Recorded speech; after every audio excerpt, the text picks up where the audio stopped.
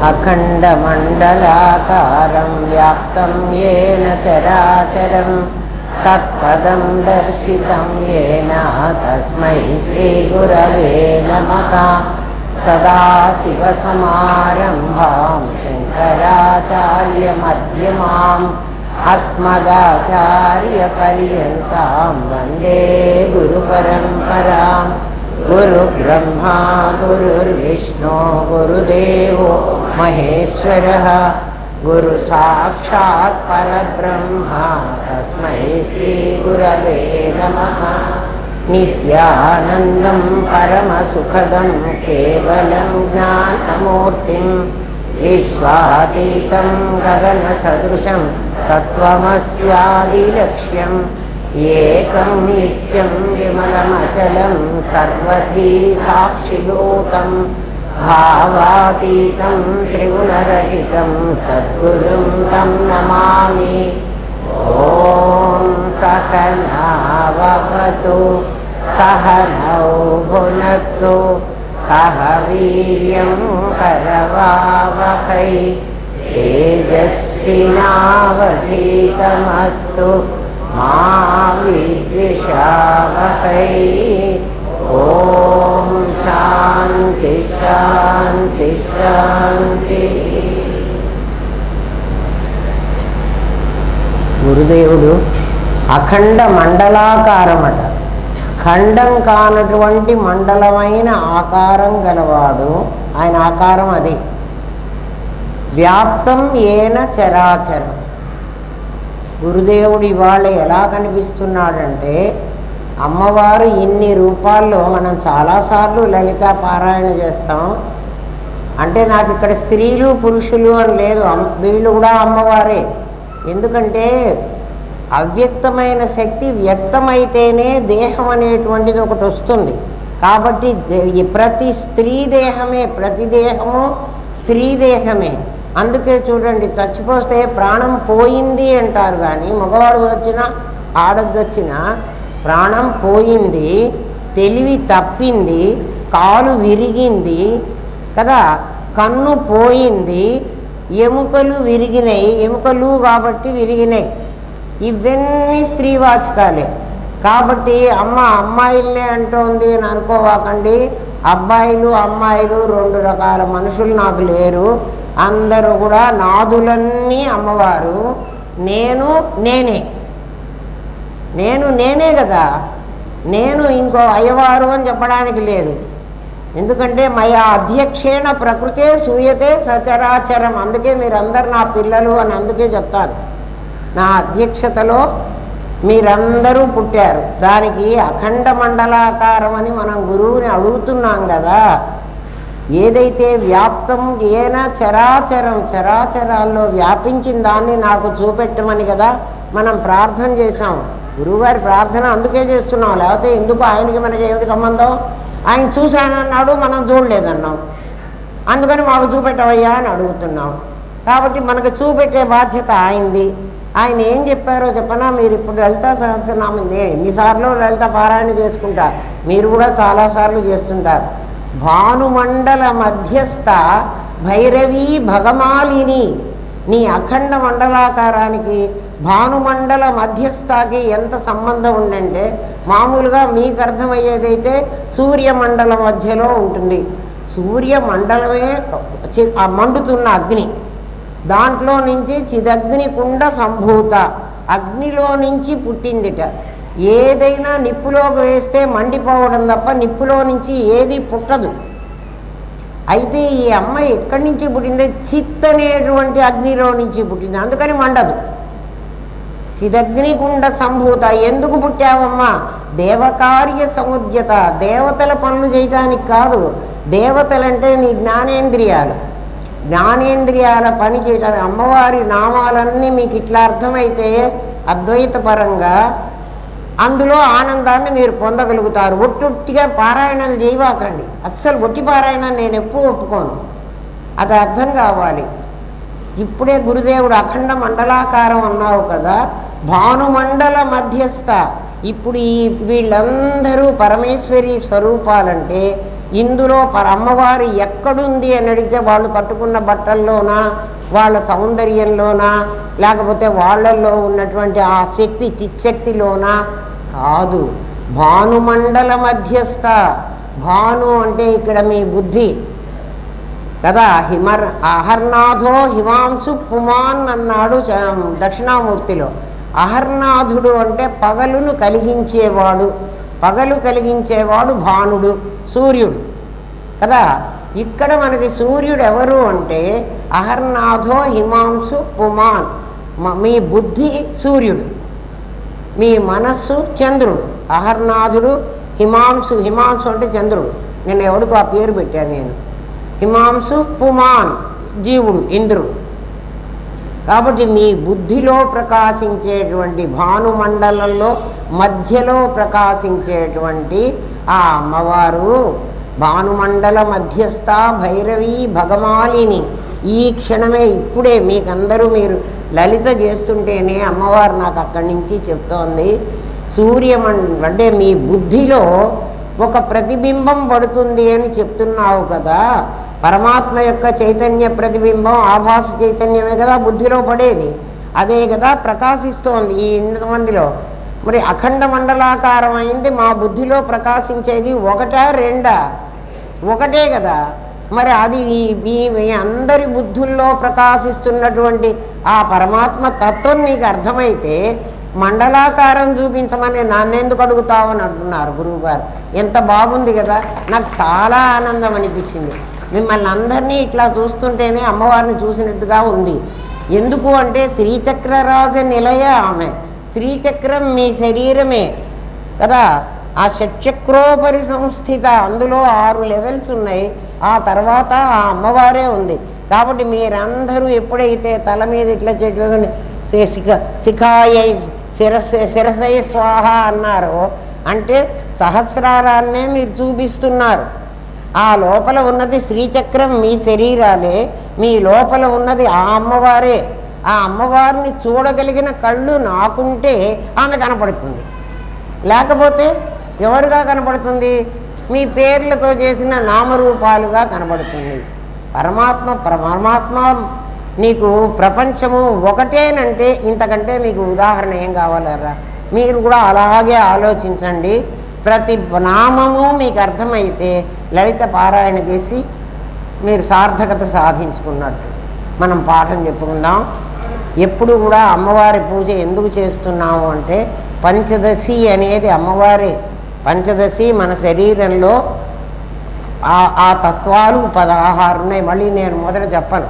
షోడశి ఆ 15 తత్వాలు దాటిపోతే 16వ తత్వం మీకు తెలుస్తుంది. ఆ 16వదే షోడశి.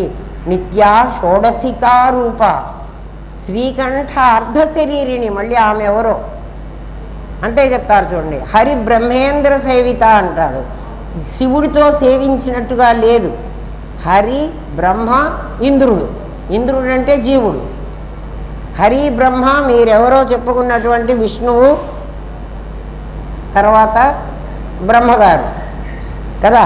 రమావాణి సవ్య దక్షిణ సేవిత. ఆమె కుడివైపు ఎడమవైపు రమావాణి సరస్వతిను లక్ష్మి ఉంటారట. అంటే మధ్యలో ఉన్న ఆమె ఎవరు? పార్వతి అందామా? కాదు, మూల ప్రకృతి. వ్యక్త స్వరూపిణి. వ్యక్తమవుతుంది, అవ్యక్తంగా ఉంటుంది. లలితా సహస్రనామం ఎంత ఆనందాన్ని ఇస్తుందర్రా. అందుకే మీరు అందరూ కూడా పారాయణ చేశారు. మేము 1 కోటి నామాలు చేశామా, మేము 2 కోట్లు చేశామా అక్కర్లే. నీకు ఒక్క నామం అర్థమైందా? నీకు ఒక్క నామం, 1 కోటి నామాలు చేస్తే ఒక నామం అర్థం అవుతుందండి? కాదు. ఆ నామం మీద దృష్టి పెట్టుకుని చేస్తేనే నీకు అది అర్థం అవుతుంది. నాకే ఇప్పుడు అర్థమైంది అని చెప్తున్నాను. భానుమండల మధ్యస్థ అని మీరు అనేటప్పటికీ వెంటనే బుద్ధిలో ప్రతిబింబించినటువంటి పరమాత్మ చైతన్యమే భానుమండలం. అఖండ మండలాకారం అని అడిగావు కదా, అదిగో కనపడుతోంది చూడు. ఎన్ని కుండల్లో పడ్డ సూర్యబింబాన్ని చూడగలిగితే ఈ కుండలన్నిట్లో సూర్యబింబం పడింది అని మీరు ఎట్లా చెప్తారండి? పడకపోతే మీరు ఇక్కడ కూర్చోర్రా నాయన. పడి ఉండకపోతే, ఆ బింబం లేకపోతే మనం ఎక్కడికి పోతాం? కేర్ ఆఫ్ జమ్మి చెట్టు లేదు కదా. మనం అందరం ఇక్కడ కూర్చున్నాం, జాగ్రత్త స్థితిలో ఉన్నాం. చాలా బాగుంది, నాకైతే చాలా సంతోషం అనిపించింది కదా. గురువుగారి పూజ చేసింది గురువుగారు ఎప్పుడు అనేవాళ్ళు, తన కొడుకు చేసేటువంటి తద్దినం, గురువుగారి కొడుకు తద్దినం పెడతాడు కదా ఇవాళ రోజు, వాడు నీళ్లు చల్లితే ఆ ఇంటి పక్కన గుడిసెలు ఉండేవి, ఆ గుడిసె అంత మేర కూడా పడవు. నా శిష్యులు వాళ్ళ శిష్యుల హృదయంలో నన్ను ప్రతిష్ఠిస్తారే, అది నాకు చెందుతుంది అనేవాళ్ళు, ఎప్పుడు అనేవాళ్ళు గురుదేవుడు. కాబట్టి ఆయన మన్నే తన పిల్లలు అనుకున్నారు. ఈరోజు మనం చేసేదే నిజంగా గురువుగారికి అందుతుంది. గురువుగారు ఎక్కడున్నారు అంటే అంతటా నిండి ఉండేది. ఎందుకంటే దేహం వదిలేస్తే మొత్తం అంతటా నిండి ఉంటాడు.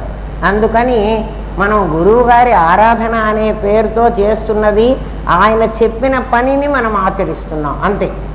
అదే ఆరాధన. మనం వండుకున్నామా, తిన్నాం, మన కోసమే వండుకున్నాం, మనమే తింటున్నాం, ఊరికే చెయ్యి అయితే చూపిస్తున్నాం, అది ప్రసాదం అని ఆయనే ఇచ్చారని అనుకుంటున్నాం. కానీ ఎవరెవరు ఎలా డెవలప్ అవుతూ ఉంటే ప్రతి సంవత్సరానికి, నేను ఇన్నేళ్ళు అయింది మీ దగ్గర శక్తిపాతం తీసుకుని నాకేం రాలేదు అంటే నువ్వేం సాధన చేశావో నువ్వే అర్థం చేసుకో, అంతేగాని కదా.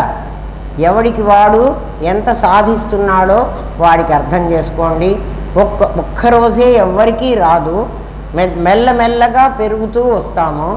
కొంతకాలం అయిన తర్వాత మనం ఎంత దూరం నడిచామో అని వెనక్కి తిరిగి చూస్తే మనం ఎంత నడిచామో మనకు అర్థమైపోతుంది. ఇవాళ్ళే రావాలి అని ఏదో వచ్చి ఒళ్ళో పడేది ఇదేం ఇచ్చే వస్తువు కాదు. నా దగ్గర ఉన్న వస్తువు అయితే అమ్మ తీసుకుపోండి, నాకు అక్కర్లేదులే, మీరే వాడుకోండి అందును కాదు. ఇది ఎవడికి వాడు అర్థం చేసుకుని ఉద్ధరేదాత్మనాత్మానం అంది శాస్త్రం కూడా. ఏం ఊరుకోలే, గురువుగారు ఇస్తారులే, వారి అనుగ్రహం అమ్మో అదేం లేదు, అనుగ్రహం ఏమీ లాభం లేదు, రికమెండేషన్లు అసలు జల్లవు. ఎందుకంటే భౌతికంగా మనకు చాలా రికమెండేషన్లు, కానీ లేకపోతే అది లేదు. మనం పాఠం చెప్పుకుందాం.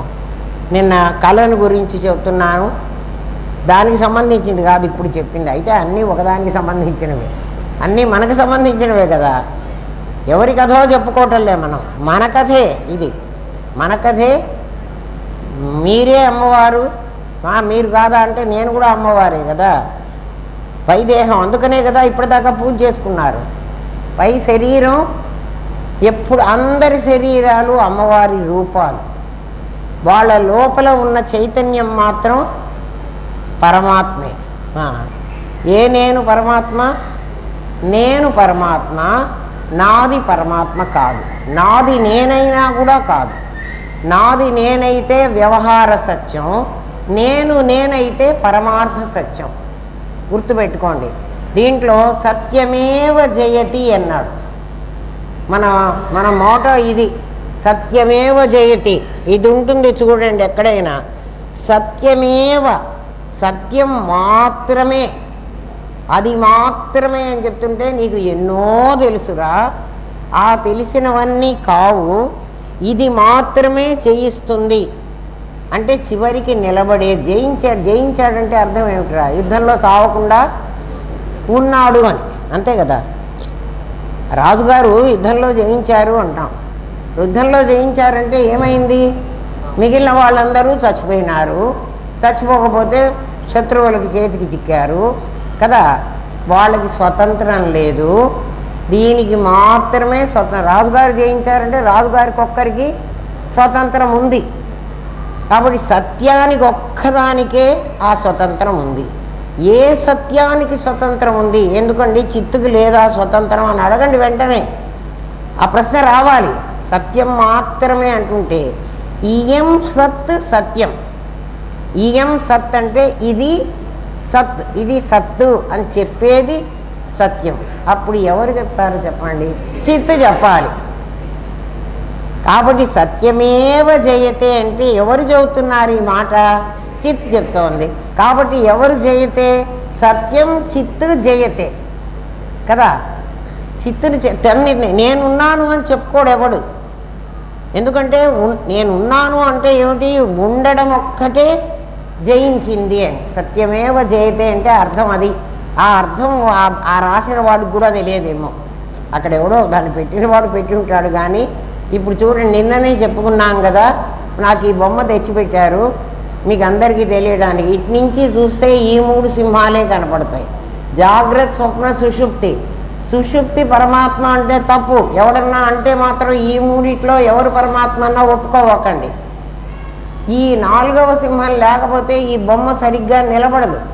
ఇటువైపు చూస్తే ఈ 3కి జాగ్రత్త, స్వప్న, సుషుప్తులు ఏదో కనపడే 3 సింహాలు. ఇటు నుంచి చూసినా 4వది మీకు కనపడదు కదా. ఏది 4వది అంటే ఏదైనా 4వది. 4వది అన్నిట్లో ఉంటుంది. చూడండి, ఎప్పుడు మీకు ఎటు నుంచి అయినా చూడండి, మీకు ఈ 3 కనపడతాయి, ఈ 3 కనపడతాయి, ఈ 3 కనపడతాయి కదా. 4వ సింహం ఇది. జాగ్రత్త, స్వప్న, సుషుప్తి, తురీయ. తురీయ అనే స్థితి తెలిసిన వాడికి ఈ ఒకవైపు నేను చూస్తున్నాను అనుకో, ఇంకా ఇక్కడ 3 ఉన్నాయి అని అర్థమవుతుంది. 3 అవస్థలు ఉన్నాయని చెప్పా. సత్యమేవ జయతే ఇది సింబల్. మనకి భారతదేశానికి ఇది గుర్తు, మిగిలిన దేశాలకు ఇది కాదు కదా. మన పాస్పోర్ట్లో కూడా ఈ గుర్తే ఉంటుంది. ఇది గవర్నమెంట్ చిహ్నం, జగనన్న చిహ్నం అని జగనన్న ఫోటో కాదు, ఇది మనది. నువ్వు ఇండియన్ అని చెప్తే ఈ బొమ్మ ఉండాలి కదా. ఇది రాజముద్ర. రాజముద్ర అంటే మనం పూర్వకాలంలో రాజులు ఈ ఉంగరం చూపెడితే మనని లోపలికి పంపించేవాళ్ళు. అది ఇది భారతదేశ రాజముద్ర. ఈ రాజముద్రని ఎవడికి వాడు చేసుకోవడానికి వీల్లేదు. నేను నా పేపర్ మీద రాజముద్ర ప్రింట్ చేసుకొని నేను పోతాను అంటే ఒప్పుకోడు కదా. పాస్పోర్ట్ ఎవడిస్తాడు? నేను పాస్పోర్ట్ తయారు చేసుకోగలనా? పాస్పోర్ట్ గవర్నమెంట్ ఆఫ్ ఇండియా ఇవ్వాలి కదా. ఈ భారతదేశ పౌరుడివి అని నీకు ఎవరు ఇవ్వాలి? భారతదేశ గవర్నమెంట్ ఇవ్వాలి, మా దేశ పౌరుడు అని. అట్లా ఉన్నప్పుడే నువ్వు ఎక్కడికన్నా పోయి నీకు అక్కడ ఏదన్నా జరిగితే వీడు మావాడు రాని వీడు తీసుకొస్తాడు. మనకి ఇప్పుడు ఎంతమందిని తీసుకురాలే, స్పెషల్ ఫ్లైట్లు పెట్టి తెచ్చారు కదా. అది రాజముద్ర అంటే. రాజముద్ర నీ చేతిలోకి తీసుకోవడానికి వీల్లేదు. ఏవో పిచ్చివాడు ఎవడైనా నా ఫోటో వేసుకుంటానంటే వేసుకోకూడదు కదా. తెలియని వాళ్ళు అట్లే చేస్తారురా. మరి ఏం చేస్తాను చెప్పు. ఆ తెలియని వాడికి ఓటు వేసుకుని మనమేమో గెలిపించుకుంటున్నాం కాబట్టి నమస్కారం పెట్టాలి. మనమే తీసుకొచ్చి పైన పెట్టుకున్నాం కదా, మనమే నమస్కారం పెట్టాలి కదా. గురువులను కూడా అంతే కదరా. సుషుప్తి అన్నది అది ఆత్మ అని చెప్తుంటే ఏ శిష్యుడైతే వాడిని గురువు అని అనుకున్నాడో వాడు ధనం పెట్టుకుంటాడు. మన్ని పెట్టమంటే పెట్టాం.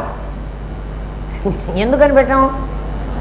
వాడు గురువు కాదా అండి, అందులో పరమాత్మ వాళ్ళలో లేడా అంటే ఆ తెలియని వాళ్ళలో లేడు, ఈ తెలిసిన వాళ్ళలో ఉన్నాడు. వాడు నిన్ననే చెప్పా మీకు, తెలిసినవాడు తెలియనివాడు నాకు ఎట్లా తెలియాలంటే దేవుడు బయట ఉన్నాడన్నవాడు తెలియనివాడు, దేవుడు నీ లోపలే ఉన్నాడన్నవాడు తెలిసినవాడు, నీ లోపలే నీవే అన్నవాడు ఖచ్చితంగా తెలిసినవాడు. నీ లోపల ఎక్కడున్నాడో, నా లోపల కడుపులో ఉన్నాడా, గుండెలో ఉన్నాడా, నెత్తిలో ఉన్నాడా కదా, ఎక్కడున్నాడు అది. ఆ ఉన్నవాణ్ణి నా లాకర్లోనే నా డబ్బులు ఉన్నాయి, నా నగలు ఉన్నాయి కదా. అయితే నా లాకరు ఎవడి అధీనంలో ఉంది? బ్యాంకు వాడి అధీనంలో ఉంది. అందుకని వాడి దగ్గర ఒకకి, నా దగ్గర ఒకకి. నాకు పోయింది, నిన్ననే చెప్పా కదా, మనం పోగొట్టుకున్నాం. అందుకని నాయన నీ ఐడెంటిఫికేషన్ ఇస్తే నేను ఫలానా వాడిని రామనాథం గారి శిష్యుణ్ణి అని గనక నువ్వు చెబితే అది ఆధార్ కార్డు. ఆ ఆధార్ కార్డు పెట్టుకొని పోతే ఆ మాస్టర్ కీ పెట్టి వాడు తాళం తీస్తాడు, లేకపోతే తీయడు.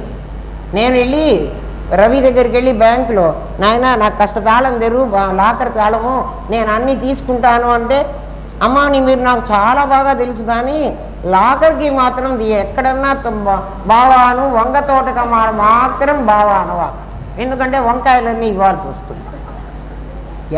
ఇవ్వడు. నీ ఐడెంటిఫికేషన్ కావాలి. అందుకని రామనాథం గారి పిల్లలకి మాత్రమే మాస్టర్కి తెరవబడుతుంది. అది మాస్టర్కి పెట్టి తెరిచాడా లేదా అంటే ఇవన్నీ నీలో ఉన్నాయో లేదో నువ్వే చూసుకో, నేను చూడక్కర్లా. ఇప్పుడు చెప్తున్నా, నేను నా ఇంట్రడక్షనే చెప్పుకున్నాం కదా, ఇవాళ పాఠం ఇంకా వినండి కరెక్ట్గా. కళ అని నిన్న చెప్పుకున్నాం. ఏమిటి కళ అంటే జ్ఞానేంద్రియాలు, కర్మేంద్రియాలు, వాటి తాలూకు కర్మలు, వాటి తాలూకు జ్ఞానాలు. అంటే కంటికి చూచే జ్ఞానం, చెవికి వినే జ్ఞానం, నాలుకకు రుచి చూసే జ్ఞానం, వీటినన్నిటినీ కూడా తీసుకుపోయినారు. గాఢ సుషుప్తిలో ఉన్నవాడికి నాలుక మీద పంచదార పోసినా విషం పెట్టినా వాడికి తెలియదు. వాడికి తెలిసింది అంటే వాడు గాఢ సుషుప్తిలో లేడు కదా. నిద్రపోయిన వాడికి తెలియదు. పరమాత్మకు రుచి తెలియదు కదా, అందుకని నిద్రపోయిన వాడికి కూడా రుచి తెలియదు కదా, వాడే పరమాత్మ అని అనుకోమంటాడు. వాడెవడు అనుకోవడానికి వీల్లేదు. ఎందుకంటే పరమాత్మ లక్షణం, మీకు లక్షణాలు చెప్పాను. ద్రవ్యాన్ని గురించి తెలుసుకోవాలంటే గుణంతో తెలుసుకోవాలి. పరమాత్మ లక్షణం ఏమంటే నేను ఉన్నానని వాడు తెలియాలి, ఎదుట ప్రపంచం ఉందని వాడికి తెలియాలి. నేను ఒక్కడిని ఉంటే చాలదు. నేను ఉన్నానని తెలిస్తే నష్టం ఏమిటి, ప్రపంచం లేదని తెలిస్తే నష్టం ఏమిటి అని అంటే, నాకు డ్రైవింగ్ వచ్చండి, ఎదుటి వాడికి డ్రైవింగ్ వచ్చో రాదో నాకు తెలియదు. నేను కారు తీసుకుని బయలుదేరా, పక్కవాడికి డ్రైవింగ్ వచ్చో రాదో నాకు తెలియదు, నాకు మాత్రం డ్రైవింగ్ వచ్చు. ఇప్పుడు నేను యాక్సిడెంట్లో పడతానా, ఏమవుతాను? ఖచ్చితంగా. ఎందుకని? వాడు వచ్చి కొట్టిపోతాడు. పరమాత్మ లక్షణం నేనున్నానని నాకు తెలియాలి, ఎదటది ఉన్నది అని తెలియాలి. ఇప్పుడు ఎదటదంటే మీరా కాదు, నా దేహం కూడా ఉన్నదని తెలియాలి. తెలుస్తోందా లేదా? నేనున్నానని నీకు తెలుసు, నా మనస్సు ఉన్నదని నీకు తెలుసు. మీ మనస్సును మీరు చూడగలరు, అవునా? నా మనస్సు ఇక్కడ లేదురా, పక్కకు పోయింది అంటున్నావు కదా కదా. నా ఆరోగ్యం బాగలేదురా, నాకు అనారోగ్యం ఉంది, అనారోగ్యాన్ని కూడా చూడగలం. నా సుఖాన్ని కూడా నేను చూడగలను కదా. నాకంటే భిన్నంగా ఉన్నదాన్ని, ఎదటివాణ్ణి అంటే ప్రపంచాన్ని చూస్తున్నానని కాదు, తను ఉన్నానని తనకు తెలియాలి, తన ఎదట ఉన్నది కూడా తెలియాలి. అందుకని పరమాత్మకి ఏమని పేరు పెట్టామో తెలుసునా? సాక్షి అని పెట్టాడు. సాక్షి అంటే అర్థం ఏమిటి? ఒక సాక్ష్యాన్ని నేను గ్రహించగలను.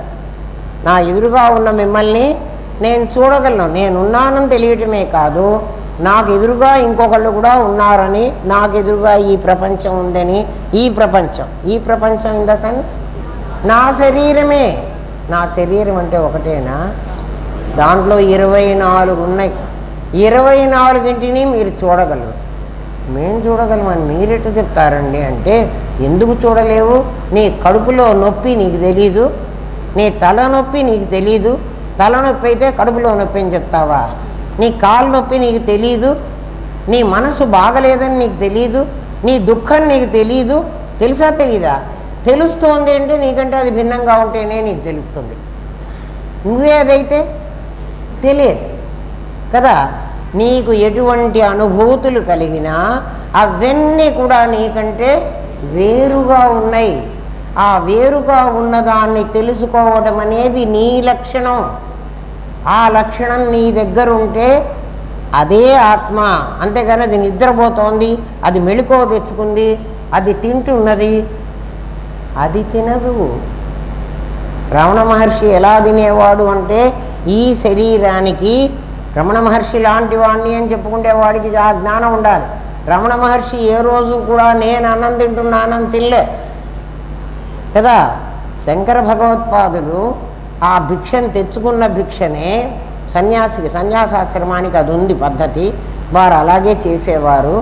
ఎవరైనా వీళ్ళు కూర వేశారు, వీళ్ళు పప్పు వేశారు, భిక్షగారులాగా కాదమ్మా, వాళ్ళు వండుకున్న మొదటి పదార్థమే వాళ్ళకి పెట్టేవాళ్ళు. వండుకున్నదే అదే నైవేద్యం పెట్టినట్టు. అంతేగాని వాళ్ళు మిగిలిన పప్పు వేసి కూర వేసి కాదు, అట్లాంటి తినలే ఆయన.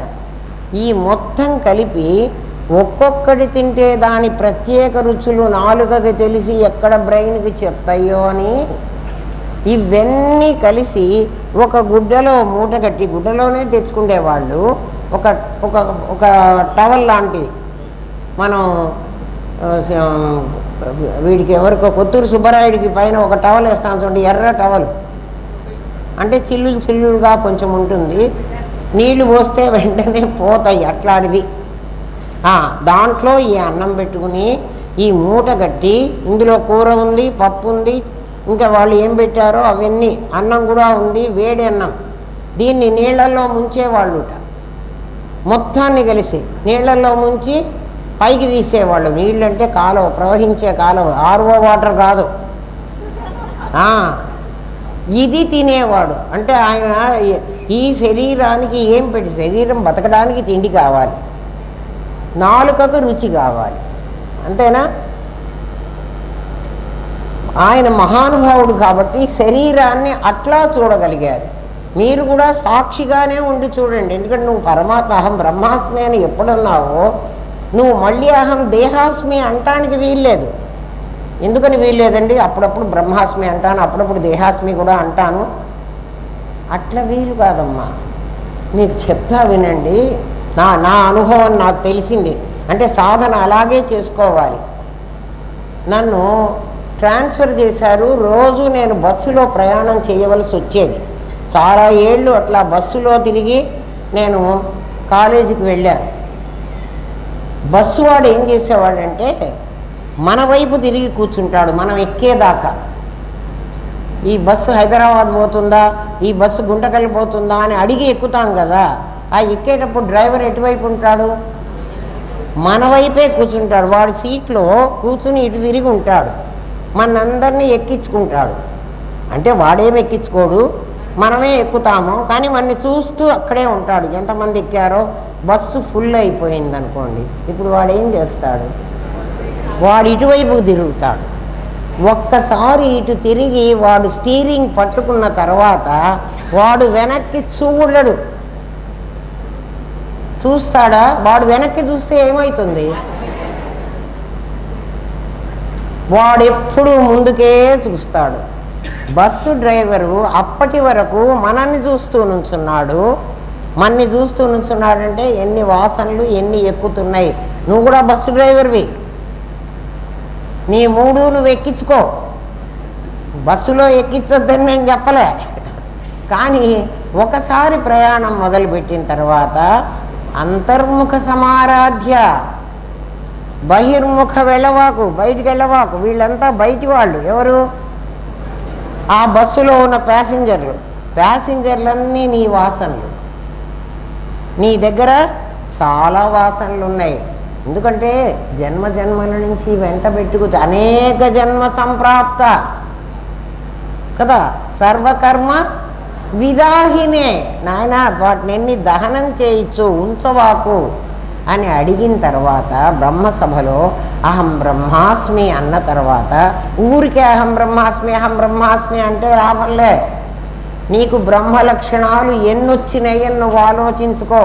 బ్రహ్మ లక్షణం ఏమిటి? నిన్ను నువ్వు తెలుసుకున్నావని అనుకోవడం కాదు, నీది ఎదుటిది కూడా ఉన్నదని అనుకో. ఇది కదా, ఇది నా వెంట వస్తున్నది, ఇది నేను తెచ్చుకున్నది, నేను వాడుకోవాలని తెచ్చుకున్నా, దీంతో నేను పని చేయించుకుంటున్నా అని అంటూ ఉండి నువ్వు బస్సు డ్రైవర్ ఎలాగైతే రోడ్డునే చూసుకుంటాడో, కాస్త ఒకసారి వెనక్కి తిరిగి చూద్దాం లేని మన్ని కూడా నా ప్యాసింజర్లు అందరూ వస్తున్నారా రావట్లేదా అని చూస్తాడా? మరి నీ ప్యాసింజర్లను ఎందుకు రోజు చూస్తావు? ముందుకు ప్రయాణం అయిపో. నాకు అదే తెలిసింది. నేను సాధన అలాగే చేసుకున్నా, మీరు కూడా అలాగే చేసుకోండి. ఇదే చేసుకోక్కర్లే, ఇంకోటి చేసుకోండి. మీరు చెప్పారు కదా బస్సు డ్రైవర్నే చూస్తూ కూర్చున్నాను, మీరు డ్రైవర్నే చూస్తారు. నేను డ్రైవర్ చేసిన పనిని చూశాను. బస్సు డ్రైవర్ అట్లాగే చేస్తాడు కదా. అప్పటి వరకు ఇటు కూర్చుంటాడు, మళ్ళీ ప్రయాణం జరిగేటప్పుడు మాత్రం ఒకవైపే చూస్తాడు. మనం ప్రయాణం చేసేది ఏమిటి? మన సాధన. అంతర్ముఖానికి బయలుదేరాం. ఆ లోపలికి ఎట్లా వెళ్ళాలో ఆ ప్రయాణంలోనే ఉండండి. మళ్ళీ మళ్ళీ బస్సు డ్రైవర్ లాగా వాడు చూడలే. వాడు చూస్తే మనం ఎప్పుడో మన బస్సు ఏ లోయలోనో పడిపోయేది. ఇప్పటి వరకు పడలేదంటే మన బస్సు ఇంకా బాగానే ఉంది. బస్సులో ఉన్న ప్యాసింజర్లు అందరూ కూడా బాగానే ఉన్నారు, 24 మంది.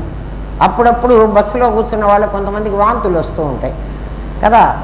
బస్సు పడక మాకు పడలేదు అంటారు. అవును, ఈ ప్రపంచంలోకి వచ్చాక ఈ జీవభావం పడక నువ్వు బ్రహ్మవై ఉండి జీవభావం తెచ్చుకున్నావు కాబట్టి అప్పుడప్పుడు నీకు వాంతులు వస్తూ ఉంటాయి. వాంతులు ఏమిటంటే రోగాలు. దానికి కాస్త మందులు పడేసుకో. ప్రయాణం మాత్రం వాంతి అయిందని బస్సు దింపిపారేయరు, వాడిని బస్సులోనే ఉంచుతారు. సాధన అలా చేసుకోండి రా పిచ్చి వాళ్ళలారా. ఫ్రమ్ నోన్ టు అన్నోన్ వెళ్ళు కదా. అందరు ఇదే చెబుతున్నారండి అంటారు. ఇంకా కొంతమంది ఉన్నారు, ఏమిటి అమ్మా అట్లా వెళుతున్నారు, ఇది ఒక దాంట్లో వచ్చారు కదా ఇందులో తెలుసుకోండి అని చెప్తే, లేదమ్మా మాకు పిరమిడ్లో కూడా ఇదే చెప్పారు. ఇదే చెప్పారా? ఇది చెప్పడెవడు? నాకు తెలిసినంతలో ఎల్ఎన్ రాజు గారు, రామనాథం గారు తప్ప ఇంకెవ్వరు చెప్పలే. రామనాథం గారు నాకు చదువు చెప్పిన ప్రొఫెసరు, ఎల్ఎన్ రాజు గారు మా పేపర్ దిద్దిన ఎగ్జామినర్. అందుకని ఈ మధ్యనే త్రిపుర రహస్యం విన్న తర్వాత ఎల్ఎన్ రాజు గారి ఆరాధన కూడా చేద్దామని అనుకున్నా. డిసెంబర్ 8 వారు ఆరాధన. అందుకని నేను అది కూడా చేద్దామని అనుకున్నా. ఎందుకంటే రామనాథం గారు చదువు చెప్పారు, ఎల్ఎన్ రాజు శ్రీనివాసరావు గారు నా పరీక్ష పేపర్ దిద్ది నాకు మార్కులు వేశారు, అన్నం ఉడికింది అని. చాలు. ఎందుకంటే ఆయన ఏం చెప్పారో నేను అదే విన్నాను. అంటే నాకు ఎల్ఎన్ రాజు గారు చెప్పలే. ఎగ్జామినర్ ఎప్పుడు మనకు పాఠం చెప్పడు, మనకు పాఠం మన ప్రొఫెసరే చెప్తాడు. కాబట్టి మన ప్రొఫెసర్ని మనం వదలకూడదు. మన ప్రొఫెసర్ చెప్పింది కరెక్ట్ అని సర్టిఫై చేస్తాడు ఎగ్జామినర్ కదా. లేకపోతే వాడు సున్నా చుడితే మనం ఏం చేద్దాం? మన ప్రొఫెసరు మనం కూడా ఇద్దరం కలిసి ఇంకింతే. అది రాలే. ఇంకెవ్వడు కూడా ఇది చెప్పడు. ఇదే చెప్తున్నాడంటే మిమ్మల్ని మీరు మోసం చేసుకుంటున్నారు. ఇదే చెప్పాలి అంటే ఏం చెప్పాలో నిన్ననే చెప్పాను. నేను చెప్తున్నానని కాదమ్మా, నీకు 3 చెప్పాలి. ఏమిటది? నిగమం, ఆగమం, స్వానుభవం. స్వానుభవం మీ అనుభవంలో మీరు కూడా బస్సును చూసినప్పుడు బస్సు డ్రైవర్ ఈ పనే చేసి ఉండాలి. నేను చూసినప్పుడు బస్సు డ్రైవర్ ఏం చేశాడో మీరు చూసినా అదే అది మీ అనుభవం. లేదండి మా బస్సు డ్రైవర్ మాతో మాట్లాడుకుంటూనే కారు డ్రైవర్ నీతో మాట్లాడతాడు, అయినా కూడా వాడి దృష్టి నిన్ను చూడడు, నీతో మాట్లాడతాడు కదా. బ్లూటూత్ పెట్టుకుని మాట్లాడుతుంటాడు కదా. బస్సు డ్రైవర్ ఆ పని కూడా చేయకూడదు. ఎందుకంటే వాడొక్కడు కాకుండా వాడి వెంట ఇంకా 40 మంది ఉన్నారు. అందుకని కాబట్టి ఇప్పుడు బస్సు డ్రైవర్ పోస్టులో ఉంటే మనం ఏం చేయాలి? అంతర్ముఖ సమారాధ్య, బహిర్ముఖం మానే. అప్పుడప్పుడు బహిర్ముఖం అవుతాను, అప్పుడప్పుడు అంతర్ముఖం అవుతానంటే 2 పనులు చేయడానికి వీల్లేదు. నీ ఇష్టం, ఆలోచించుకో. సరే, ఇంతకు మనం ఏం చేసాం? పరమాత్మ మనలోనే ఉన్నాడు కదా. మనలోనే ఎక్కడున్నాడు? అరుణ్ గోవిల్లాగా ఉన్నాడు, రాముడిలాగా మనం ఉన్నాం.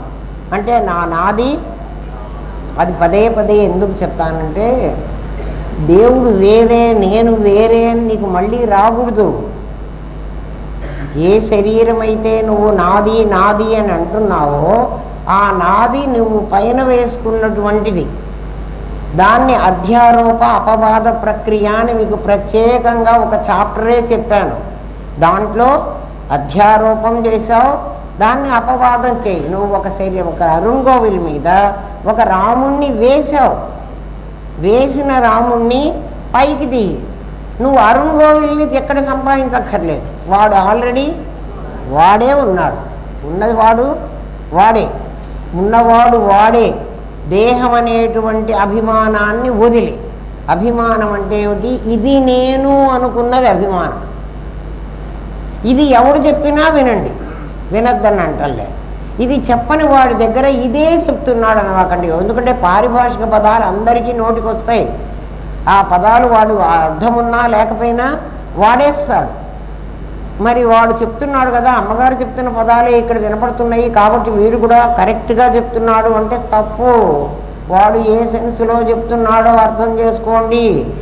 అర్థం కాకపోతే మీరు నేను చెప్పింది కూడా మీకు అర్థం కాలేదని అనుకోవాలి, అంతే.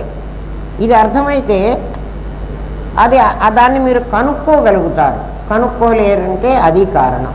ఏమ్మా, మీకు అర్థమయ్యేంత వరకు చెప్పడానికే ప్రయత్నిస్తాను. ఈ దేహం ఉన్నంత వరకు ఆ పనే చేస్తా. కాకపోతే ఇంక మీరేం చేస్తారో.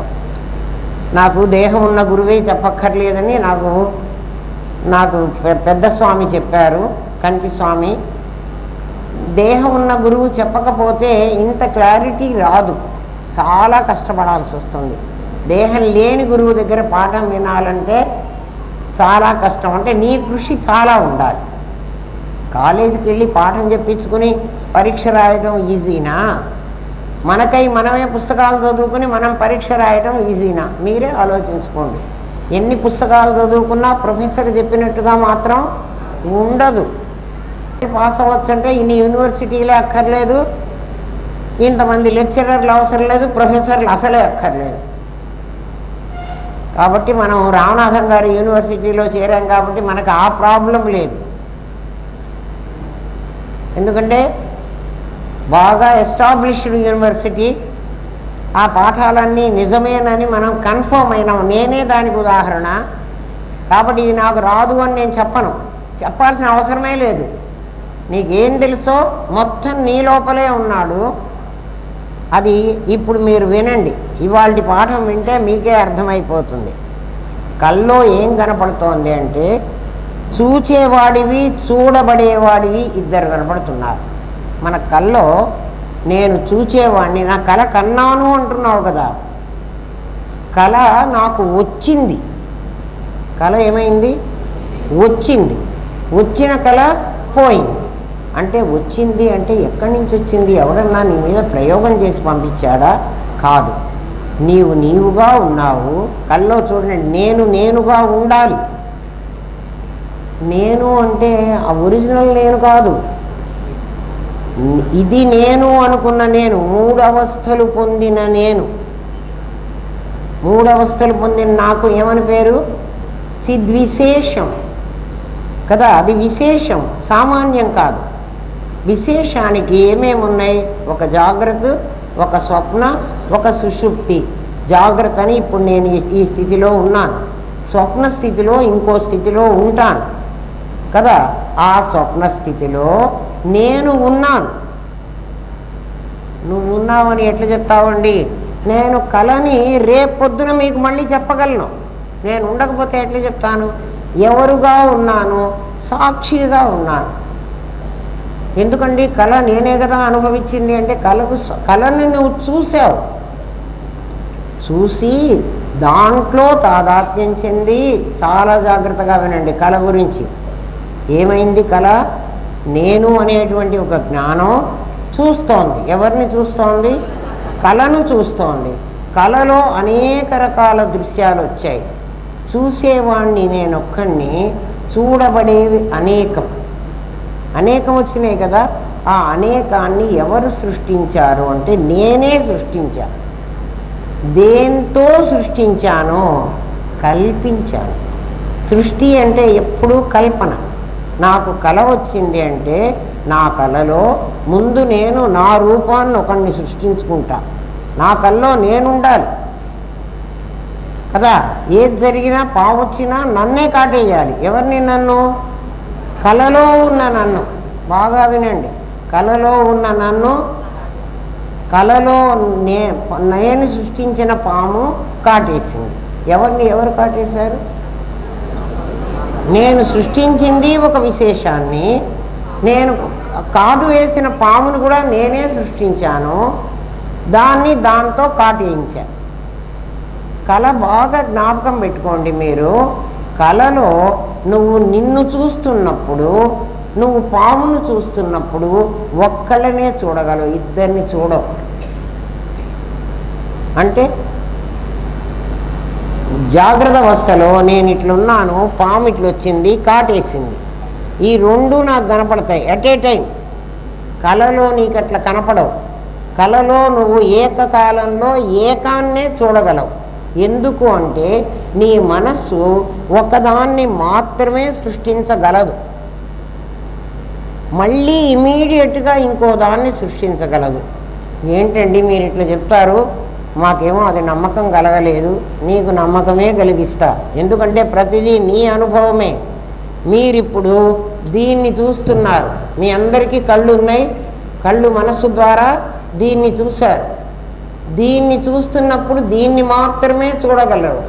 వెంటనే నేను దీన్ని చూడండి అన్నాను, మీకు ఇది పోయి ఇది కనిపించిందా? ఇది కూడా మీరు ఇట్లా చూస్తే ఇప్పుడు ఇది కనపడుతుంది కాదు. మీరు కాన్సన్ట్రేట్ చేసి చూడండి, ఏకకాలంలో ఒకదాన్ని మాత్రమే మీరు చూడగలరు. మరి దీన్ని చూశాను, మేము చూసామండి అంటే దీన్ని వదిలేసి దీన్ని చూశారు. అది చాలా క్షణాల మీద జరుగుతుంది, క్షణాలు కూడా కాదు, ఫ్రాక్షన్ ఆఫ్ సెకండ్స్ జరుగుతోంది. కాబట్టి మీరు రెండు చూశాను అంటున్నారు. దీనికి మాకు సైంటిఫిక్గా కూడా చూపించండి. దృష్టాంతాన్ని హేతువాదం దృష్టాంతంతో సమర్థించాలి. ప్రతిదీ కూడా నాకు ఇష్టం వచ్చింది నేను చెప్పానంటానికి వీల్లేదు కదా. సినిమాలో ఒక్కసారి వాడు ఇట్లా చెయ్యి ఎత్తాలి అంటే ఒక 30-40 ఫిల్ములు వెళ్ళిపోవాలి కదా. అంటే ఏమిటి, ఒక ఫిలిము ఇంకొక ఫిలిము వెంట చాలా స్పీడ్గా తిరుగుతూ ఉంటే ఆపరేటర్ దగ్గరికి వెళ్ళి చూడండి మీరు కావాలంటే. అట్లా స్పీడ్గా తిరుగుతుంటే మీరు వాడికి మామూలుగా ఇట్లా చెయ్యి ఎత్తినట్టు కనపడుతుంది మీకు. మీ మనస్సుకి ఆ శక్తి ఉంది. ఏ శక్తి ఉంది? స్పీడ్గా టర్న్ అయ్యే శక్తి ఉంది. నువ్వు జాగ్రత్తగా గమనిస్తే తప్ప అది ఏకకాలంలో ఒక్కొక్కటే చూస్తోంది. అది చాలా స్పీడ్గా అన్నీ చూడబట్టి నాకు సినిమా తెర కనిపించినట్టు కనిపిస్తోంది. సినిమా తెరలో మనం ఏం మనుషులు చేస్తున్నామో ఇవే కనపడతాయి కదా. అదే వీడియో తీయాలంటే ఎన్ని వీడియోలు పోతున్నాయి. ఒక సన్నివేశం చూపించాలంటే ఎన్ని వీడియోలు వెళతాయి.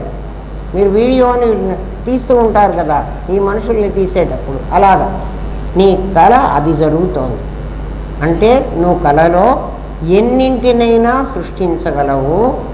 అన్నింటినీ కూడా డిస్ప్లే చేసుకుని కాసేపు చూసి దానివల్ల ఒక అనుభవాన్ని పొంది మళ్ళీ నీ మనస్సు తన చోట్లోకి వచ్చి మళ్ళీ రెస్ట్ తీసుకుంటుంది. ఎవ్వడూ కళలో అట్లనే ఉండడు.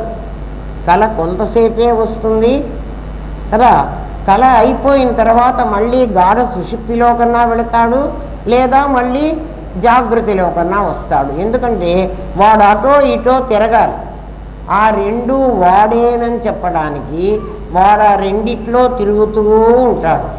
జ్ఞానం కలిగినా జ్ఞానం కలగకపోయినా. జ్ఞానం కలిగితే ఏమవుతాడంటే ఈ 4వ సింహం దగ్గర కూర్చుని వీటిని మూడింటిని వాడు చూడగలడు.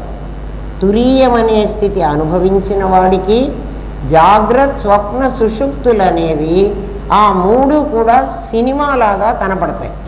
అసలు కనపడకుండా పోవు, వాడికి కనపడతాయి. వాడు దాంట్లో తాదాత్మ్యం చెందడు. తాదాత్మ్యం చెందడం అంటే ఏమిటి? కళలో తాదాత్మ్యం ఎట్లా చెందుతున్నావంటే చూసే నీవు వేరు, చూడబడే కళ వేరు. వేరని నీకు తెలియదు. ఎందుకని? చూస్తున్న నిన్ను నీవు గుర్తించలే. చూస్తున్న నువ్వెవరో నీకు తెలియదు. మెళుకు వచ్చిన తర్వాత వీడికి కళ చెప్పేటప్పుడు నేనే చూశానరా, నాకు రాత్రి ఇట్లా కనిపించింది అన్నావు. కనిపించింది అన్నావు కానీ నేను అందులోనే ఉన్నాను అనలే. నువ్వు ఎవరితో తాదాత్మ్యం చెందావంటే నీవే సృష్టించావు నిన్ను. నీలాంటి వాణ్ణి ఒకడిని నువ్వే తయారు చేశావు. తయారు చేసి వాడే నేననుకుంటున్నావు. ఇప్పుడు ఆ వాడు అనే ఇంకో శరీరం ఉందే, ఆ ఇంకో శరీరం నువ్వు సృష్టించిన ఈ శరీరం జాగ్రత్తలో ఇదే నేను అనుకుంటున్నా. ఎందుకని? కలలో నన్ను దొంగలు కొట్టారు, కలలో వాడెవడో గొంతు విసిగాడు, లేకపోతే కలలో నేను లండన్లో డ్రైవ్ చేస్తుంటే ఒక యాక్సిడెంట్ అయింది. ఎవరికి యాక్సిడెంట్ అయింది? కలలో నాకు. ఆ కలలో నేను యాక్సిడెంట్ అయినది చూస్తలే, యాక్సిడెంట్ అయింది నేను చూడలే, చూసిన వాడిని వేరుగా ఉన్నా. ఇదంతా నేను తాదాత్మ్య దోషం వల్ల, తాదాత్మ్యం అంటే దాంతో నేను కలిసిపోవడం వల్ల, దేని కలిసిపోయినాను? అదే నేను అనుకున్నా. నేను సృష్టించిన మనిషే నేను అనుకున్నా. నేను సృష్టించిన మనిషి నేను అనుకుంటున్నా. ఇప్పుడు నేను అనుకోవడం ఏమిటి? నేను అంటున్నా కూడా. అంటున్నారా? అంటలేదా? ఈ నాదిని నేనని ఎందుకు అంటున్నారా? నాది అంటావు కదా, మరి ఇది నాదా నేనా? నీ కల్లో నువ్వు చేస్తున్న తప్పు ఈ జాగ్రత్తలో చేస్తున్నావు. భగవంతుడు నీ కళ ఎందుకు పెట్టాడు అంటే, ఒరే కళలో చూస్తున్నావు కదరా, అలాంటిదేరా ఇది కదా. కళ అయినప్పుడు, ఒరే కల్లో నేను వాడిని చంపేసి వచ్చారా, పోలీసులు నన్ను పట్టుకుపోతారా? పట్టుకుపోరు. ఎందుకని? కళలో చంపొచ్చా. ఎవడు చంపాడు? ఒక విశేషంగాడు ఇంకో విశేషంగాడిని చంపాడు. ఎందుకంటే వాణ్ణి నేనే సృష్టించా, చచ్చిన వాడిని నేనే సృష్టించా, చంపిన వాడిని కూడా నేనే సృష్టించా. చచ్చినవాడు చంపినవాడు ఇద్దరు కొట్టుకుంటున్నారు. ఎందుకు కొట్టుకున్నారా అని అడగండి. ఎందుకు వీడే వాడిని ఎందుకు కొట్టాలి, వాడు వీడిని ఎందుకు కొట్టకూడదు అని అన్నాడు అనుకోండి. అనుకుంటాం కదా మనం, వాడే ఎందుకు కొట్టాలి, నాకే ఎందుకు కష్టాలు రావాలి మనం అనుకుంటుండే. వాడికి ఎందుకు రాదు, పక్కింటి వాడికి కష్టాలన్నీ నాకే ఎందుకు వచ్చినాయి కట్టకట్టుకొని అనుకుంటే, నేను సృష్టించాను కాబట్టి నేను వాడికి ఆ డైలాగ్ ఇచ్చా, వీడికి ఈ డైలాగ్ ఇచ్చా, వీడు ఈ పనే చెయ్యాలి కదా. దాన్ని కర్మ అంటారు. నీ కళే నీకు అన్నీ చెప్తుంది. ఆలోచించు, కర్మ ఏమిటి? రాముడు ఏం మాట మాట్లాడాలో, దశరథుడు ఏం చెప్పాలో, కైకమ్మ ఏం చెప్పాలో, ఇవన్నీ ఆల్రెడీ ఆ పుస్తకం రాయబడి ఉంది రామాయణంలో. దాని ప్రకారమే రామానంద సాగర్ సినిమా తీద్దాం అనుకున్నాడు. కాబట్టి రాముడి క్యారెక్టర్కి ఏం మాటలు ఇచ్చాడో, రావణాసురుడికి ఏమి ఇచ్చాడో, రాముడు మంచివాడు రావణాసురుడు చెడ్డవాడు అని నువ్వు అంటున్నావు. ఎందుకని? నీ పాయింట్ ఆఫ్ వ్యూలో చూసి రావణాసురుడు చెడ్డవాడన్నావు. మండోదరి పాయింట్ ఆఫ్ వ్యూలో చూడు, రావణాసురుడు పరాక్రమవంతుడు కదా. అవునా కాదా? మీరు ఆలోచించండి. నీ పాయింట్ ఆఫ్ వ్యూలో రాముడు మంచివాడు, రావణాసురుడు చెడ్డవాడు. అంటే రాముడిని కూడా చెడ్డవాడు అనేవాళ్ళు ఉన్నారులే. సీతమ్మని ఎందుకు వదిలిపెట్టాడో వాడిని అడుగు పోయి, ధర్మం వాడే చెప్తాడు. నీ పిచ్చి పిచ్చి ఆలోచనలతో నువ్వు రాముణ్ణి క్రిటిసైజ్ చేసే అంత మనగాడివి కాదు.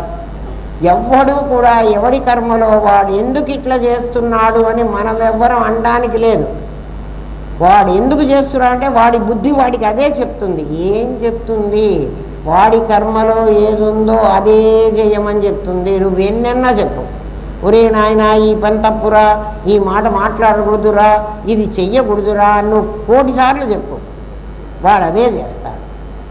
ఎందుకురా చేశావు అంటే బుద్ధి కర్మానుసారణి. వాడి బుద్ధి ఏం చేస్తోంది? వాడి కర్మను అనుసరించి నడుస్తోంది. కర్మ ఎక్కడుంది అంటే ఏ డైలాగు వాడికి రాయబడిచ్చాడో అదే డైలాగు వాడు మాట్లాడాలి. నువ్వు ఎవరన్నా ఎంతన్నా చెప్పు, వాడు అంతే చేస్తాడు. అర్థమవుతోందా?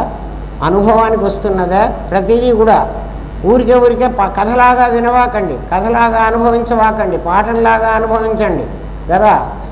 కళలో నీకేం కనపడుతున్నాయంటే ఒకడే దృక్కుగాను దృశ్యంగాను వాడే ఉంటాడు. వాడే దృక్కు, వాడే దృశ్యం.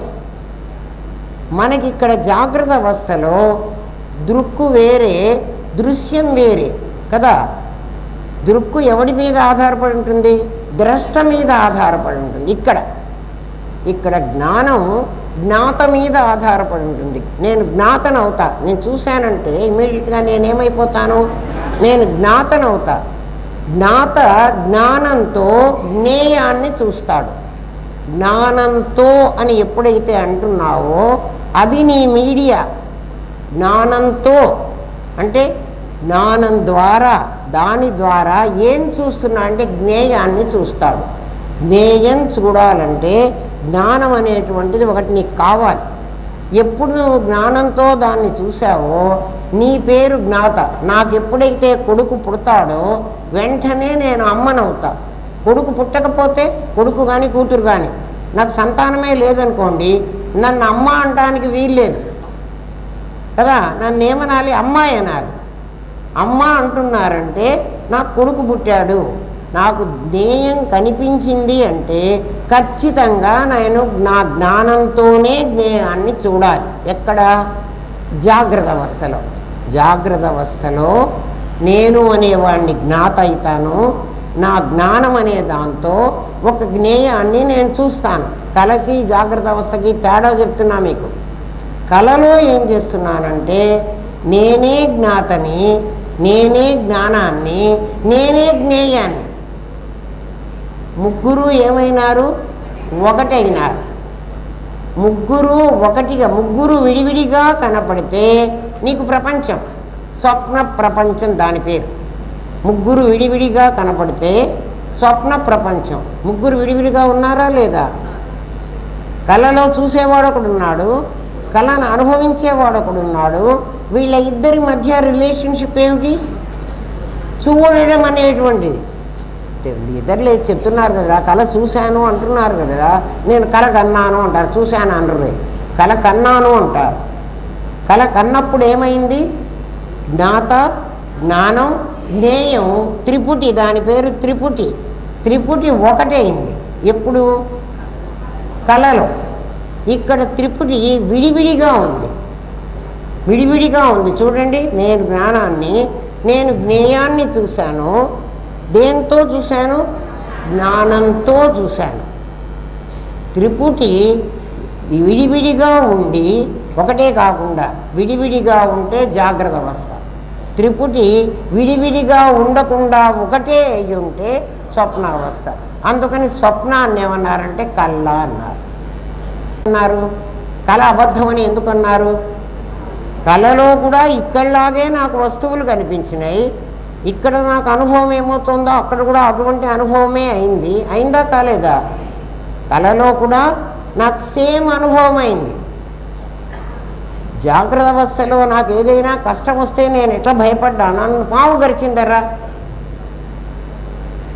జాగ్రత్త అవస్థలో నాకు పాము గరిచింది, నేను హాయిగా బాగుందిలే, పాము గరిచింది కదా, ఏం పాము లేదు, పాము విశేషమే, నేను విశేషమే, అది నన్ను గరిస్తే నాకేం కాదు అని నేను హాయిగా నవ్వుకుంటూ కూర్చున్నానా? పాము గరవగానే భయపడి డాక్టర్ దగ్గరికి పరిగెత్తా. విశేషాలే అన్నీ మాట్లాడుతున్నా కదా, మరి ఇది విశేషమే అది విశేషమే, నేను ఊరుకోవచ్చు కదా? కాదు, నాకు భయం కలుగుతోంది. ఎవరికి భయం కలుగుతోంది? నాదిలో ఉన్న నేనుకి. బాగా గమనించండి. నాదిలో ఉన్న నేను పాముని విడిగా చూసి, అది జ్ఞాత జ్ఞానం జ్ఞేయమే, కానీ నాకు ఎటువంటి ఫీలింగ్ కలుగుతోందో సేమ్ ఫీలింగ్ నీకు కళ్ళలో కూడా వస్తుంది. అయితే కళ అబద్ధము, ఇది నిజము అని ఎందుకంటున్నాం? జాగ్రత్త అవస్థ నిజం అంటున్నాం, స్వప్నావస్థ అబద్ధం అంటున్నాం. మనమే అంటున్నారా అనలేదా? కల్లో వాడిని చంపేసి వచ్చాను రా అన్నాడు అనుకో, వెంటనే పోలీస్ స్టేషన్ పోయి సరెండర్ అవుతానా నేను? అవను. ఎందుకని? అది అబద్ధం. అది అబద్ధమని ఎవడైనా చెప్పాలా? నీకే తెలుసా? నీకే తెలుసు. ఎప్పుడు తెలుసు? మెళకువ రాగానే తెలుసు కదా. కళ అబద్ధమని ఎప్పుడు తెలుసు? మెళకువ వచ్చిన తర్వాతనే తెలుసు. కళ కంటున్న సమయంలో కళ సత్యం. కళకి జాగ్రత్త అవస్థకి తేడా ఏం పెట్టుకున్నామంటే, మనం కళలో త్రిపుటి ఉన్నది. త్రిపుటి ఏకమే త్రిపుటిగా కనపడుతోంది, ఒకటే మూడుగా కనపడింది. జాగ్రత్త అవస్థలో మూడు విడివిడిగా నాకు కనపడుతున్నాయి. అందుకని అది అబద్ధం, ఇది నిజం అంటున్నా నేను. మెళుకు వచ్చిన తర్వాత అది అబద్ధం అన్నాను, తురీయంలోకి వెళ్ళాక ఇది అబద్ధం అంటావు. ఇక్కడ కూడా 3 ఉన్నాయి. ఎందుకంటే ఎవడైతే పాము, ఎవడైతే మనిషి, ఈ మనిషిని పాము గరిచింది అని అంటున్నానే, మనిషి విశేషమే, పాము విశేషమే. కలలో లాగా బాగా అర్థం చేసుకోండి. కలలో నేను సృష్టించిన పాము, నేను సృష్టించిన మనిషి ఇద్దరున్నారు. ఇక్కడ కూడా తురీయంలో నువ్వు ఉంటే నువ్వు సృష్టించిన మనిషి, నువ్వు సృష్టించిన పామే గరిచింది కదా. మరి పాము గరిస్తే ఇక్కడ కూడా మాకు అనుభవం ఉంది కదండి, అక్కడ కూడా అనుభవమే ఉంది కదా, ఆ అనుభవం అబద్ధం అంటున్నావు, ఈ అనుభవం నిజం అంటున్నావు అంటే ఈ అనుభవంలో నువ్వు వాడు రాసిన డైలాగు మాట్లాడుతున్నానని నీకు తెలియదు. కలలో నువ్వు రాసిన డైలాగే వాడు మాట్లాడాడని నీకు తెలుసు. కళ అబద్ధం అని అన్నాం, కళ ఇది నిజం అంటున్నాం కదమ్మా. ఎందుకని కళ అబద్ధం? అది సృష్టే, ఇది సృష్టే. అది నువ్వు సృష్టించావు, మళ్ళీ నీలో లయం చేసుకున్నావు అని నీకు తెలుసు. ఇది నువ్వు సృష్టించావు, ఇది నువ్వు లయం చేసుకున్నావు అని నీకు తెలియదు. అందువల్ల ఏమంటున్నావు? ఇది నిజం, అది అబద్ధం అంటున్నావు. అర్థమవుతోందా అమ్మా? ఇంకా కాస్త డీటెయిల్డ్గా మీరే ఆలోచించుకోండి, మీకు అర్థం అవుతుంది. ఇప్పుడు మేమేం చెప్తామంటే ఇది కూడా కళేనని చెబుతాం. ఇది ఎట్లా కళ అండి? ఇదైతే మీకు తురీయంలోకి వెళ్ళాక ఇది కళ అన్నారు. ఇప్పుడు తురీయంలో నిన్ను పెడతా, నిన్ను తీసుకెళ్ళి తురీయంలో పెడతా, నీకు జాగ్రత్త స్వప్న సుషుప్తులు చూపిస్తా. అప్పుడు నువ్వు ఇది కూడా కళ అని ఒప్పుకోవాలి కదా. ఇప్పుడు నిన్ను తురీయంలో పెడతా చూడు. నువ్వు జ్ఞానంవి కదా ప్రజెంట్, నువ్వు విశేష జ్ఞానానివి. విశేష జ్ఞానాన్ని అంటే మీరు చాలా కేర్ఫుల్గా ఉంటేనే ఇప్పుడు ఇది అర్థం అవుతుంది. మీరు ఏమాత్రం పొరపాటు పడ్డా అర్థం కాదు. ఇప్పుడు మీరు విశేషమైన శరీరంలో విశేషమైన జ్ఞానంతో ఉన్నారు. దాన్ని ఏమంటున్నాం మనం? చిద్విశేషం, సద్విశేషం అంటున్నాం. ఇది సద్విశేషం, దీనిలో ఉన్నది చిద్విశేషం కదా. ఈ విశేష జ్ఞానం నాకుంది ప్రజెంట్. విశేష జ్ఞానంతో నాకు ఎదురుగా ఒక ప్రపంచం ఉంది, దాన్ని నేను ఇట్లా చేస్తున్నాను, ఆ పాము నన్ను కరిచింది అని మాట్లాడుతున్నాం. అందుకని నాకు భయం, భ్రాంతి కలిగింది. నేను సామాన్యాన్ని, చిత్ సామాన్యం సత్సామాన్యం అయిపోతా ఇప్పుడు కాసేపు. అంటే నేనేమవుతాను? అరుణ్ గోవిల్ని అవుతా. మీరందరూ కాసేపు అరుణ్ గోవిలై ఈ శరీరాన్ని సృష్టించాను అంటే రామానంద సాగర్ సృష్టించాడు, అంతే కదా. అరుణ్ గోవిల్కి రాముడి శరీరాన్ని ఎవరు సృష్టించి ఇచ్చారు? అది ఒక కాస్ట్యూమ్. అట్లా ఇది ఒక కాస్ట్యూమ్ అని కాసేపు అనుకోండి. కాసేపు అనుకోండి, ఎప్పుడు అనుకోవాకండి. ఎప్పుడు అనుకోవడమే మంచిది, కానీ అనుకోం కదా మనం. కాసేపు అనుకోండి. జాగ్రత్త అవస్థలో మీరు జ్ఞానం మీకుంది. ఇప్పుడు మీరున్నారు. మీకు ఒక తండ్రి, మీకు ఒక తాత, మీకు ఒక ముత్తాత, వీళ్ళందరూ ఉన్నారా లేదా? ఉన్నారు, వాళ్ళందరూ ఉన్నారు కదా. కొంతమంది మేము చూడలేదండి మా ముత్తాత. మీరు చూడకపోయినా మీ ముత్తాత ఉండాలి. వాళ్ళు లేకపోతే మీ నాన్న ఉండడు, మీ తాత ఉండడు, మీ తాత లేకపోతే మీ నాన్న ఉండడు, మీ నాన్న లేకపోతే మీరు ఉండరు. కాబట్టి వాళ్ళు ఖచ్చితంగా ఉండాలి. కానీ మన తాతని, మన అమ్మమ్మని మనం చూసి ఉండొచ్చు కూడా కదా. ఇప్పుడు వాళ్ళు లేరంటున్నావు. వాళ్ళు లేరంటున్నది ఎవరు చెప్తున్నారు నీకు? నీ జ్ఞానం చెప్తోంది. నీ జ్ఞానం ఆ రోజున ఉంది, ఆ రోజున వాళ్ళని చూసింది కదా. ఇప్పుడు వాళ్ళు లేరని చెప్తోంది. ఇప్పుడు లేరు, ఒకప్పుడు ఉన్నారా లేరా? ఇప్పుడు లేరు. ఒకప్పుడు ఇప్పుడు అన్నది టైంలో ఉంది, కానీ నిజంగా అయితే లేదు. వాళ్ళు ఉన్నారు, కాలం గడిచే కొద్దీ వాళ్ళు పోయినారంటున్నావు. నువ్వు జ్ఞానం అని నిర్ణయించుకుంటే నీ జ్ఞానం అప్పుడు ఉంది, ఇప్పుడు ఉంది. నీ జ్ఞానం పోలే. నీ జ్ఞానాన్ని గురించి ఇంకా చెప్తా విను. నీ బాల్యంలో నీ జ్ఞానం ఉందా లేదా? నువ్వు గౌన్ దొరుకున్నప్పుడు నీకు జ్ఞానం ఉందా లేదా? ఆ గౌన్ దొరుకున్నప్పటి పిల్లవి ఇప్పుడు పిల్లవి నువ్వు ఒకటి కాదు కదా, శరీరం ఒకటి కాదు కానీ జ్ఞానం ఒకటే. కాబట్టి ఆ జ్ఞానమే మీ తాత మీ అమ్మమ్మని కూడా చూసింది, మీ నాయనమ్మని మీ జేజి నాయన్ని కదా. ఆ జ్ఞానం ఉంది. ఎప్పుడు? ఒకప్పుడు చూసావు కదా. ఇవాళ వాళ్ళు చచ్చిపోయినారంటున్నావు కానీ నువ్వైతే చూసావు కదా, నీ జ్ఞానం అయితే ఉంది కదా, నీ జ్ఞానానికి వాళ్ళు కనిపించారు కదా. అప్పుడు నీ జ్ఞానము వాళ్ళది జ్ఞేయము. ఆ జ్ఞేయాన్ని నువ్వు చూసావు, నువ్వు సృష్టించలేదులే, వాళ్ళే ఉన్నారు కదా. ఇప్పుడు వాళ్ళు లేరంటున్నావు కానీ ఇప్పుడు నీ జ్ఞానంలో వాళ్ళు ఉన్నారు. ఎట్లా ఉన్నారు అంటే, రాత్రి నాకు కల వస్తే తెల్లవారి నాకు మెళుకువ వస్తే ఈ కళని ఇప్పుడు నేను చూసి చెప్తున్నానే మీకు, ఆ కళలాగా ఉన్నారు. అవునా? ఉన్నారా లేదా? నా కళలో నేను చూశానురా ఒక ప్రపంచాన్ని, దాన్ని స్వప్న ప్రపంచం అన్నానురా. ఇప్పుడు నాకు మెళుకువ వచ్చిందిరా, మీకందరికీ నేను ఆ కళ గురించి చెప్తున్నానురా. చెప్తూ ఉన్నప్పుడు ఆ స్వప్న ప్రపంచం ఇప్పుడు నాకు కనిపించిందా లేదా? ఎట్లా కనిపించింది? అప్పటి ప్రపంచం అప్పుడు లయమైపోయింది కదా కదా. అప్పుడు చూసిన నేను ఇప్పుడు కూడా ఉన్నా. అప్పుడు ఏం చూశానో ఆ చూసిన నేను ఇప్పుడు కూడా ఉన్నా. అందువల్ల ఇప్పుడు కూడా నాకు ఆ కళ కనపడుతోంది. అప్పుడు కనపడ్డ కళ నాకు అనుభవాన్ని ఇచ్చింది. అంటే పాము గరిస్తే నాకు భయం వేసింది. ఇప్పుడు కనపడ్డ కళ నాకు అనుభవాన్ని ఇవ్వదు కానీ కళ కనపడుతోంది కదా. అది నేను అబద్ధం అంటున్నాను, ఇది నిజం అంటున్నా. అర్థమవుతోందా? ఇప్పుడు నాకు మా అమ్మమ్మ మా తాతయ్య నాకు ఇప్పుడు కనపడ్డారు, అప్పుడు కనపడ్డారు. అప్పుడు నాకు ఒక అనుభవం ఉంది. ఎటువంటి అనుభవం? మా అమ్మమ్మ నన్ను ప్రేమగా చూసింది, మా తాతయ్య నన్ను చాలా మా తాతయ్య నాకంతా గజేంద్ర మోక్షం నేర్పించింది. మా తాతయ్యే రుక్మిణీ కళ్యాణం గజేంద్ర మోక్షం నిజంగా మా తాతయ్య నేర్పించాడు. కాబట్టి ఆ రోజున నేను వాళ్ళ దగ్గర నేర్చుకుంటున్నాను అన్న అనుభవం ఉంది నాకు.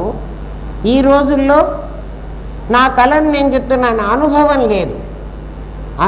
లేదు కానీ ఒకప్పుడు అనుభవం కూడా ఉంది.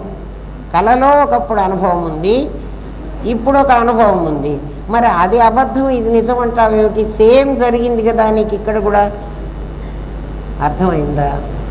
అర్థం కాలే. బాగా వినండి. అందుకే అర్థం కాదు, మళ్ళీ చెప్తాను వినండి. నీకు కలగంటున్నప్పుడు నీవే సృష్టించావు.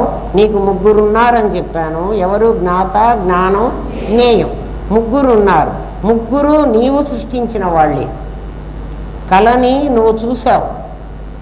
కళ చూస్తున్నప్పుడు నీకు అనుభవం కలిగింది. అంటే వ్యవహార సత్యం. అది వ్యవహార సత్యం అంటే నువ్వు అనుభవిస్తున్నప్పుడు నీకు ఆ భావన ఉందా లేదా? ఇక్కడ జాగ్రత్తలోకి వచ్చాక అది లేదు అంటున్నావు. ఇక్కడ నీకు అనుభవం కూడా లేదు. మొత్తం కళ నీకు కనపడుతోంది, నువ్వు వీళ్ళకి చెప్తున్నావు ఆ కళను గురించి. చెప్తున్నప్పుడు నీకు అక్కడ కలిగిన భయం కానీ అక్కడ కలిగిన అనుభవం కానీ ఇక్కడ లేదు. నువ్వు గమనించాల్సింది ఏమిటి? అక్కడ నాకు అనుభవం ఉంది, ఇక్కడ అనుభవం లేదు. స్వప్న ప్రపంచంలో అనుభవం ఉంది, జాగ్రత్త ప్రపంచంలో అనుభవం లేదు కదా. ఇప్పుడు మా తాతగారు నాకు రుక్మిణీ కళ్యాణము గజేంద్ర మోక్షము నేర్పించిన అనుభవం నాకు అప్పుడు ఉంది. ఇప్పుడు నాకు అనుభవం లేదు. మా తాతగారు ఉన్నారు, నా అనుభవము ఉంది. ఆ కళను కల్లా అని నువ్వు కొట్టేసినప్పుడు దీన్ని కల్లా అని ఎందుకు కొట్టేయవు అని అడుగుతున్నా. సేమ్ అదే కదా ఇక్కడ జరిగింది. అర్థమైందా? ఈ ప్రపంచం మిథ్య అంటానికి చెప్తున్నా. ఇంకా అర్థం కాకపోతే మళ్ళీ ఆలోచించుకోండిరా. అనుభవిస్తున్న కాలంలో నిజమనిపించి తరువాత అది లేదనిపించినప్పుడు కళ అలాగే అనిపించింది, జాగ్రత్త కూడా అలాగే అనిపించింది కదా. ఇప్పుడు మరి అది అబద్ధమైనప్పుడు ఇది అబద్ధం కాకుండా ఇది నిజం ఎందుకయింది అని అడుగుతున్నా నిన్ను. అర్థమైందా?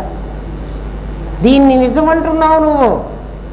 జగత్తు మిథ్యరా అని శాస్త్రం చెప్తే లేదు లేదు ఇది మిథ్య కాదు, ఇది సత్యం.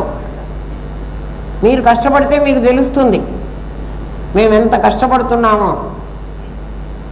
ఈ కష్టపడుతున్నాను అంటున్నవాడు ఎవరికి నీకే కష్టం వచ్చినా చెప్తున్నా, ఈ కష్టం జరుగుతున్న కాలంలో నీకు అనుభవం కలుగుతోంది. ఒక్క క్షణం గడిస్తే ఈ అనుభవం పోతోంది కాబట్టి ఈ అనుభవం సత్యం కాదు. నీకు కళ అది చెప్తోంది. అర్థమైందా? ఏంద్రా? కాబట్టి మేము కష్టపడిపోతున్నాము, అమ్మో అన్ని కష్టాలు మాకే వచ్చినాయి అని అంటున్నావే. వచ్చిన బ్రహ్మ విద్య తెలిస్తే తురీయంలో ఉన్నవాడికి ఆ కష్టం ఎలా పోతుంది? కష్టం అందరికీ సమానమే అమ్మా. కష్టం ఎప్పుడు వచ్చింది? దేహ తాదాత్మ్యం పొందినప్పుడు వచ్చింది. కలలో వచ్చిన, జాగ్రత్తలో వచ్చిన. దేహ తాదాత్మ్యం వదిలేయమని మనం చెబుతున్నాం. వదిలేయలేవు. ఎందుకంటే ఈ కాస్ట్యూమ్ వదిలేంత వరకు అరుణ్ గోవిలు రాముడి వేషం వేసుకుని స్టేజి మీద నటిస్తున్నంతసేపు ఆ రాముడుగానే ఉండాలి. నువ్వు రాముడుగా ఉన్నది వదిలేసి అంటానికి వీల్లేదు. మనం ఇక్కడ స్టేజ్ మీద నటించడానికి వచ్చాము కాస్ట్యూమ్ వేసుకొని, ఇది వదిలేయి అంటానికి వీల్లేదు. నేను ఆత్మని అని తెలిసినా కూడా నీకు ఈ కష్టం వస్తోంది. ఎందుకంటే దీంతో తాదాత్మ్యం చెంది ఉన్నావు. ఇప్పుడు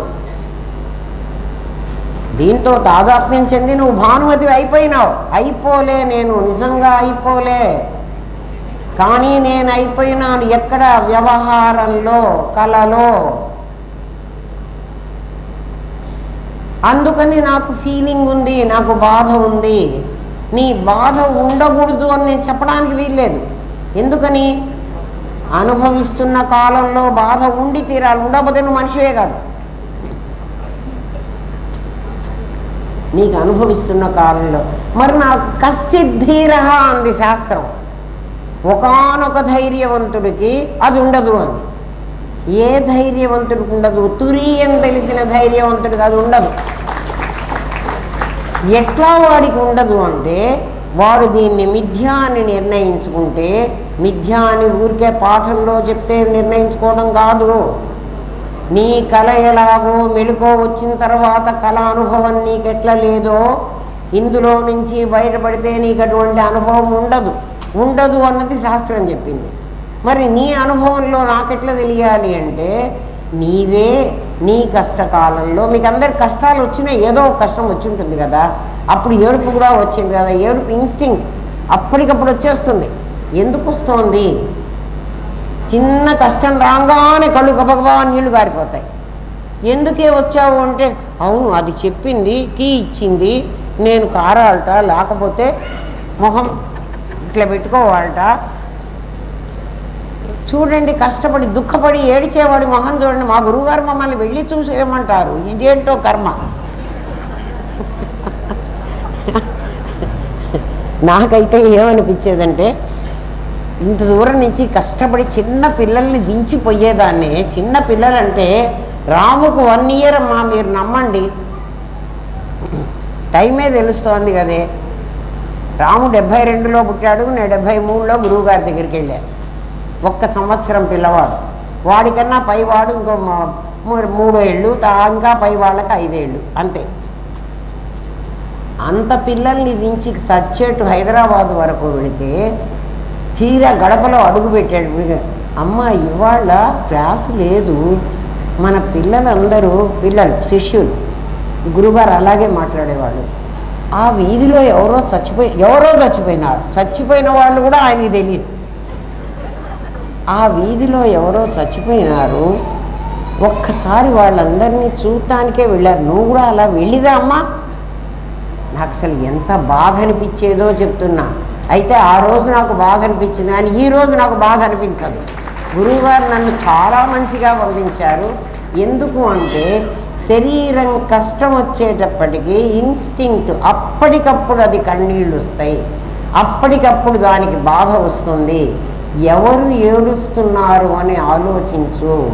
నాది ఏడుస్తుంది. నాది ఎందుకు ఏడుస్తోంది? స్వప్నంలో నేను సృష్టించిన మూడు ఒకటని తెలియక అది ఏడుస్తున్నది. నేను వేరు, నాకు వచ్చిన కష్టం వేరు. అది తెలియక అది ఏడుస్తున్నది. నేను అది చూస్తున్న వాడిని కానీ అది కాదు అనుకుంటే నువ్వు నిలబడతావు. ఇంకా తేలిగ్గా నిలబడాలంటే ఇంకా ఇంకా ఇంకా తేలిక మార్గం చెప్తున్నాడు. నా కళ అనుభవ కాలంలో నాకు అనుభవం ఎక్స్పీరియన్స్ ఇచ్చింది. కళ వ్యవహార సత్యం. నాకు మెళుకువ వచ్చిన తర్వాత కళ లేదు కదా. ఇప్పుడు నేను నిన్నటి సంఘటనే ఇవాళ నాకు ఉండటం లేదు కదా. నీకు కష్టం వచ్చినప్పుడును ఇప్పుడు ఆ కష్టమే గుర్తు చేసుకొని నాకు చెప్పు. నీకు ఆ దుఃఖం వచ్చిందా? ఆ కన్నీళ్ళు రాలేదు కదా. కాబట్టి అది కష్టం వల్ల వచ్చింది కాదు, నేను సృష్టించినటువంటిది నేను రెండు ఒకటి అని తెలుసుకోకపోవడం వల్ల నాకు వచ్చింది. విడివిడిగా చూడడం వల్ల నాకు వచ్చింది.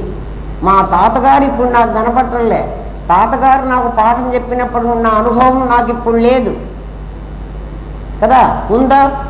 కానీ మీకు అందరికీ చెప్తున్నా కదా, ఇప్పుడు మా తాత నేను ఆ రోజు ఎట్లా జ్ఞేయంగా చూశానో ఇప్పుడు కూడా నాకు అట్లా జ్ఞేయంగా కనపడుతున్నాడు. మీకు కనపడాడేమో, మాకు కనపడలేదండి. మీకు కూడా మీ కళ కనపడుతున్నదర్రా. కనపడకపోతే మీరు కళ సీక్వెన్స్ చెప్పలేరు. అర్థమైందా?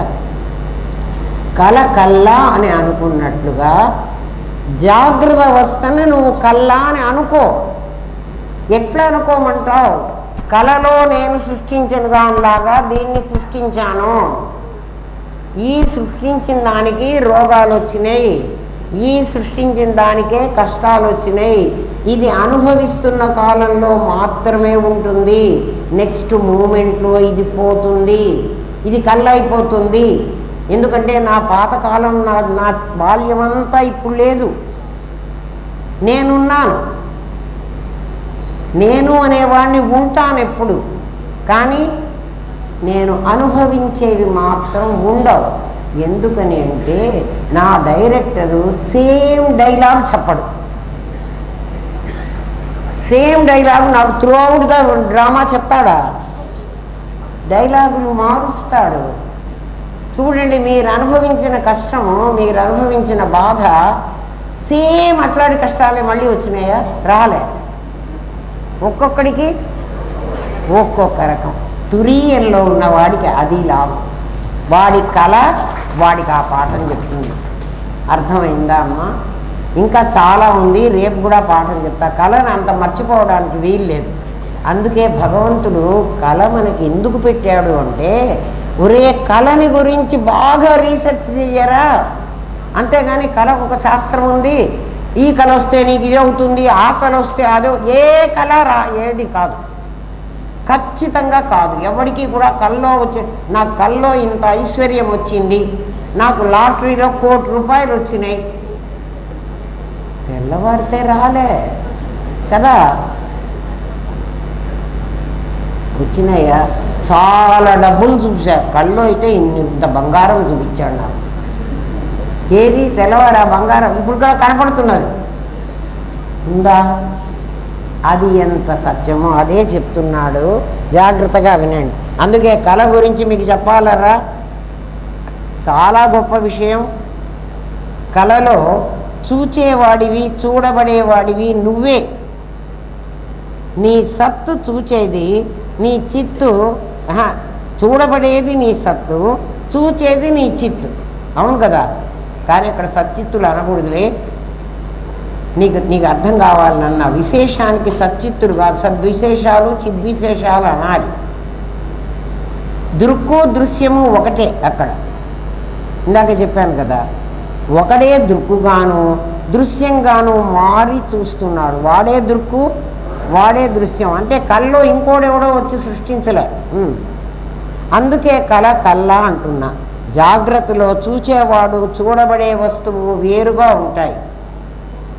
కళ కల్లా అబద్ధం అవుతుంది, జాగ్రత్తలో చేసిన కర్మకు ఫలితం ఉంటుంది, దీనికి ఫలితం ఉంటుంది, దానికి ఫలితం ఉండదు. అవశ్యం అనుభోక్తవ్యం కృతం కర్మ శుభాశుభం. ఆ చేసిన కర్మఫలాన్ని తప్పనిసరిగా మనమే అనుభవించాలి. కళలో అప్పటికప్పుడు అనుభవం ఉందే కానీ అది ఫలితం ఇవ్వటలే. అనుభవం ఉంటుంది, ఫలం ఉండదు. స్వప్న ఫలాన్ని అనుభవించని అవసరం లేదు. అందుకని స్వప్న ఫలం ఎలాగైతే నీకు అనుభవానికి రాదో, స్వర్గానికి వెళతాను, నరకానికి వెళతాను, ఎక్కడికో వెళతానంటున్నావు కదా, అక్కడ పొందేటువంటి కర్మఫలాలు కూడా అనుభవానికే వస్తాయి కానీ సంపాదించడానికి వీల్లేదు.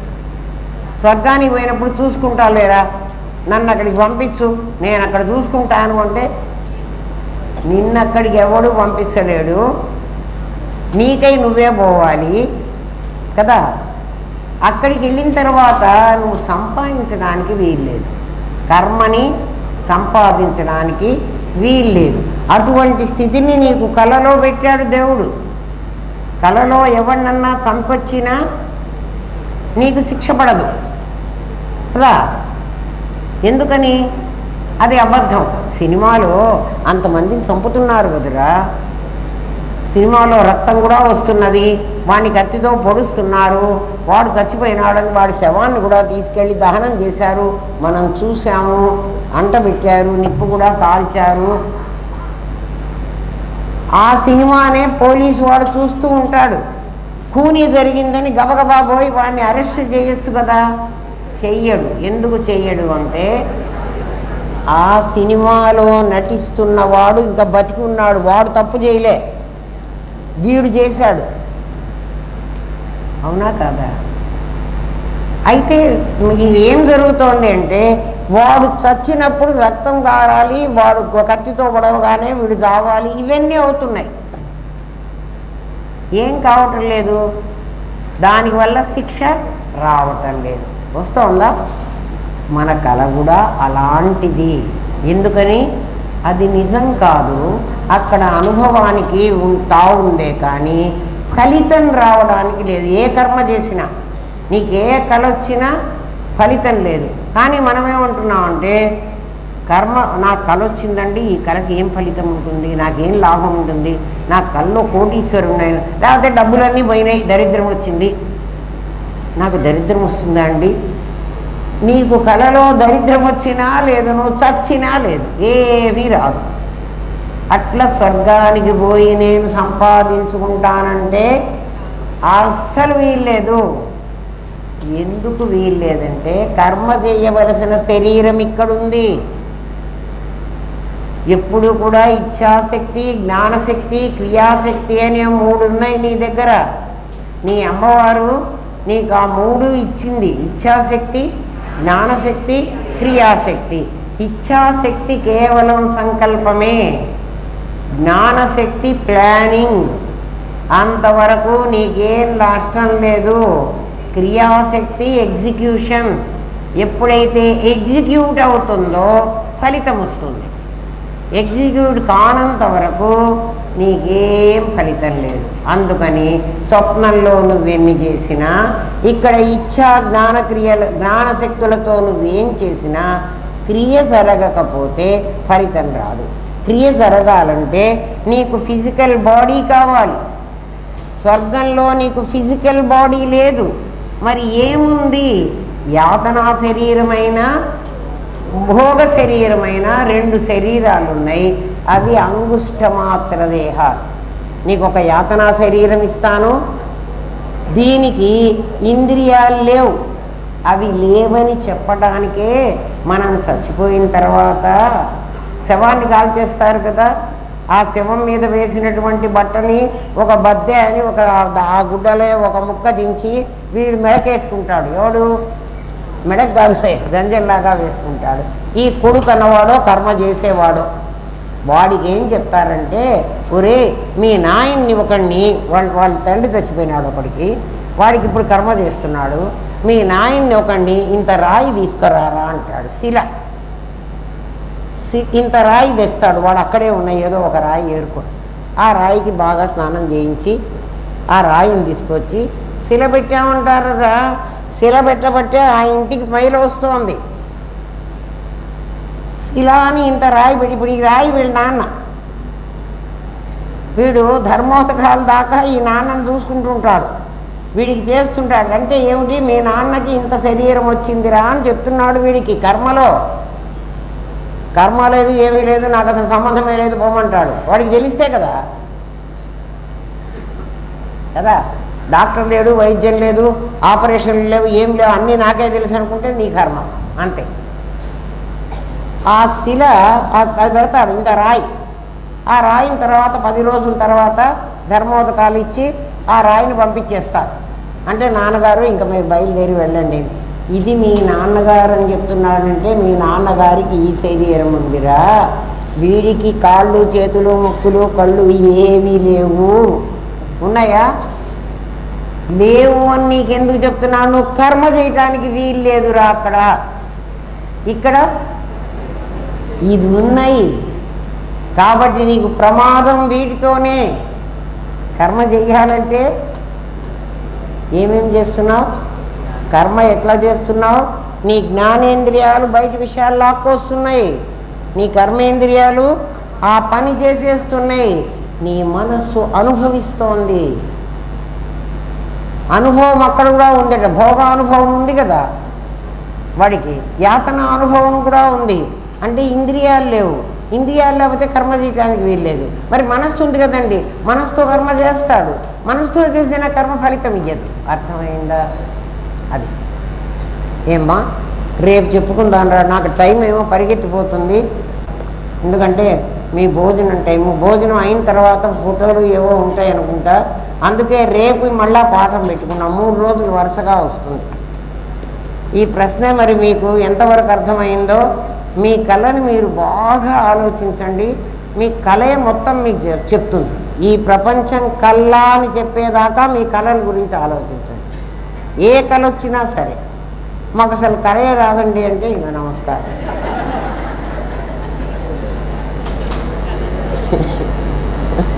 కదా సినిమా వాడు చెప్తాడు కదా, నిద్ర రాని నాకు కళలు కూడా రావే. నిద్ర రాకపోతే కళ రాదు, నిద్ర వస్తేనే కళ వస్తుంది. నిద్ర రావడం అంటే గాఢ సుషుప్తిలోకి పోవాలి. తమస్సు నిన్ను ఆవరించకపోతే నీకు కళ రాదు. తమస్సు ఆవరిస్తే కళ వస్తుంది, తమస్సు ఆవరిస్తే సుషుప్తి వస్తుంది. కాబట్టి సుషుప్తి సమాధి కాదు, నిద్రా సమాధి స్థితి అని చంద్రశేఖర భగవత్పాదులు చెప్పారు. మరి శాస్త్రం కూడా చెప్పాలి మీకు. నిద్ర సమాధి స్థితి ఇవి 2 సపరేట్. నిద్ర సమాధి కాదు, సమాధి అయినట్టయితే నిద్రే సమాధి అనేవాడు శంకర భగవత్పాదులు. అల్లే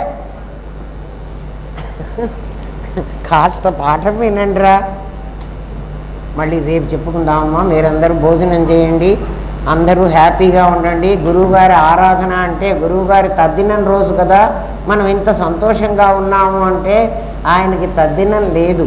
దేహం అంతా విస్తృతమై అంతా ప్రపంచంలో వ్యాపించి వచ్చి మన లోపల కూడా ఉంది. కుండలో ఆకాశం ఉంది, ఆకాశంలో కుండ ఉంది. కాబట్టి రామనాథం గారు ఎక్కడున్నారు? అంతటా ఉన్నారు. చిదాకాశే సదా భాసం దీపితం చిజ్జడాత్మకం ఆపో జ్యోతి స్వరూపంచ నమామి గురునాయకం. అందుకని ఇది మనం గురువు గారికి చేస్తున్నటువంటి ఆరాధన. అర్థమైందా? ఓం తత్సత్. స్వస్తి ప్రజాభ్య పరిపాలయంతాన్యాయేన మార్గేణ మహిన్మహేష గోబ్రాహ్మణేభ్య శుభమస్తు నిత్యం. లోకా సమస్తా సుఖినో భవంతు. ఓం పూర్ణమదః పూర్ణమిదం పూర్ణాత్ పూర్ణముదచ్యతే పూర్ణస్య పూర్ణమాదాయ పూర్ణమేవావశిష్యతే. ఓం శాంతి శాంతి శాంతి. ఓం నమో బ్రహ్మాదిభ్యో బ్రహ్మ విద్యా సాంప్రదా కర్తృభ్యో వంశ ఋషిభ్యో గురుభ్యో నమో మహద్భ్యః. సర్వోపద్రవరహిత ప్రజ్ఞానఘనః ప్రత్యగర్ధో బ్రహ్మైవాహమస్మి బ్రహ్మైవాహమస్మి బ్రహ్మైవాహమస్మి. నేను స్కూల్కి వెళ్ళే రోజుల్లో మా నాయనమ్మ గారు ప్రతిరోజు భగవద్గీత ఒక అధ్యాయం చదువుకోవాలన్నారు. చదవకపోతే ఇవాళ ఆ పిల్లకి అన్నం పెట్టద్దు అని చెప్పేశారు. మా అమ్మ కూడా అదే పాటించేది. మా నాయనమ్మ అన్నం పెట్టద్దు అంటే మా అమ్మ కూడా పెట్టేది కాదు ఒక అధ్యాయం చదవకపోతే. ఆ రోజుల్లో ఈ నాయనమ్మ ఎప్పుడు చచ్చిపోతుందా, తొందరగా చచ్చిపోతే నన్ను ఈ భగవద్గీత చదవమని చెప్పేవాడు. ఎందుకంటే హోంవర్క్లు చేసుకుని భగవద్గీత చదవాలంటే టైం ఉండదు. హోంవర్క్ చేయకపోతే టీచర్ కొడుతుంది, కానీ భగవద్గీత చదవకపోతే టీచర్ కొట్టదు కదా. నాకు టీచరే చాలా ముఖ్యం ఇప్పుడు ప్రస్తుతానికి. అందుకని నాయనమ్మ కనుక చచ్చిపోతే, అసలు ముసలిది కదా, చచ్చిపోతే ఇంకా నాకేం పర్వాలేదు అనుకునేదాన్ని ఒకప్పుడు. ఇప్పుడు భగవద్గీత చదువుతుంటే నాయనమ్మ చెప్పబట్టి కదా నాకు భగవద్గీతనే చెప్పగలుగుతున్నాను అనిపిస్తుంది కదా. అందుకని అప్పుడు అనుభవం ఇప్పుడు ఉండదు. అప్పుడు ఎట్లయినా చదవకుండా తప్పించుకుందామని. ఏం నాన్న గురుదేవ.